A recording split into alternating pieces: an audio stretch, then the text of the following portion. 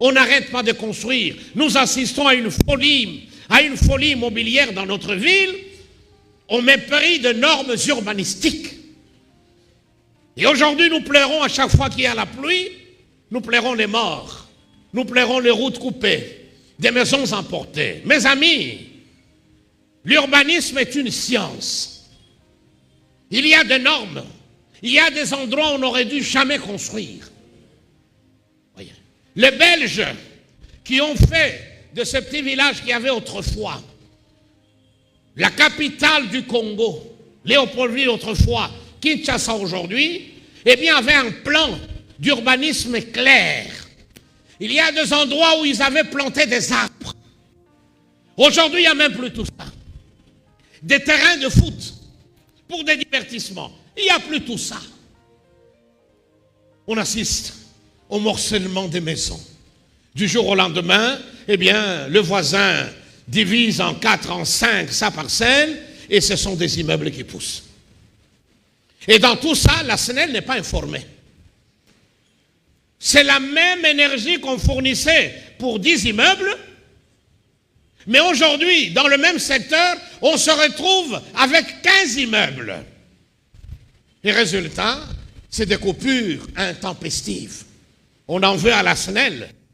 Moi, je ne veux pas émettre un jugement de valeur. Voyez-vous, oui, mais nous sommes responsables. On a construit partout. À l'époque, ici, devant, c'était vide. Ici, l'air circulait. Il n'y a plus de trottoir. Tout est squatté par des gens qui vendent. Et qui vendent de tout. Des gangs à ciel ouvert, n'en parlons pas. Oh, on ne peut pas maîtriser les forces de la nature, il n'y a qu'un seul, lui. Il nous a donné l'intelligence pour dominer ce monde. Mais malheureusement, au mépris de tout cela, de l'intelligence, on construit. Et après chaque pluie, c'est ces dégâts. Qu'il y ait des dégâts matériels, on pourrait à la limite accepter, mais qu'il y ait des vies qui partent. Comme j'ai appris, je ne sais pas, des garçons de la même famille, 3 sont décédés parce que le mur du voisin est tombé sur leur maison, sur leur chambre. Ils sont morts dans leur sommeil. Pourriez-vous vous imaginer la détresse de la famille? Vous ne pouvez pas contenir les forces de la nature. Autrefois, quand on allait vers la cité verte, on l'appelait la cité verte. À l'époque, il y avait la verdure partout. Il faut changer de nom, hein? Il faut débaptiser ça, hein? Je ne sais pas comment vous l'appelleriez aujourd'hui, hein? C'était beau quand on quittait ici. À gauche, il n'y avait que la verdure. Voyez? Et c'est des ravins. Il y avait des plantes qui absorbent l'eau. Voyez-vous? Qui absorbent l'eau. Vous avez arraché les arbres. Vous avez tout arraché. Vous avez construit. Et des fois sans prévoir des caniveaux. Ou alors c'est un petit machin de rien du tout, comme une petite rainure, qui ne peuvent pas retenir les eaux. Et pire que ça, nous jetons les papiers partout, les plastiques partout. Et quand la pluie vient, la pluie n'a pas besoin de votre autorisation pour charrier tout ce qu'elle trouve sur son passage.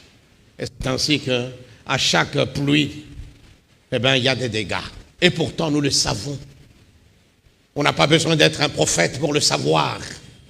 À cause du dérèglement climatique, tout est chamboulé. Il y aura de plus en plus de pluies torrentielles. Il y aura de plus en plus des éclairs, des tornades, des foudres, partout. Ce que nous vivons, eh bien, le monde entier le vit. Parce que l'homme a tourné le dos à son créateur. L'homme, sous l'impulsion, le leadership abominable, funeste du diable, a cru qu'il pouvait se passer de son créateur. Et aujourd'hui, nous allons de dégâts en dégâts. Vous voyez? Et pourtant, comme nous l'avons vu, Dieu nous dit dans sa parole, les cieux sont les cieux du Seigneur.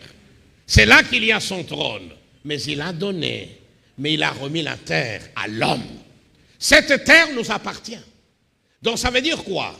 Ce qui arrive sur cette terre, nous en sommes responsables.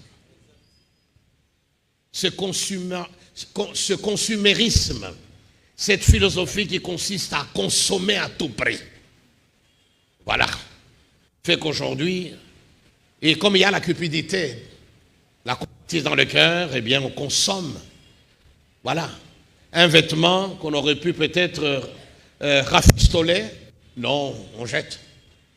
Les sacs en plastique, on jette. Voilà, on s'en fout. Non, non.